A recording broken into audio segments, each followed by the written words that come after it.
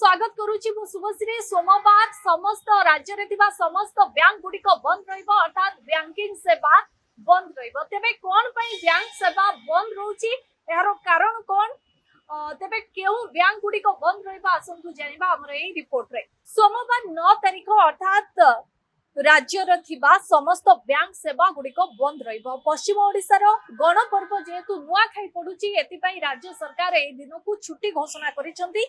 सेति पई बैंक गुडी को बंद रहिबो। सोमवार समस्त बैंक एवं अन्य बैंकिंग संस्था मध्य बंद रहिबो। एथरो नुआ खाई 8 तारिख अर्थात रविवार पडुथिबारु सरकार एथरो सोमवार अर्थात 9 तारिख को छुट्टी घोषणा करिसंती।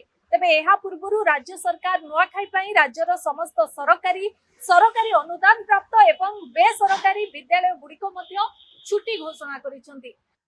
तेबे आपण मानकु मध्य आम चैनल तरफु नुआखाई जुहार।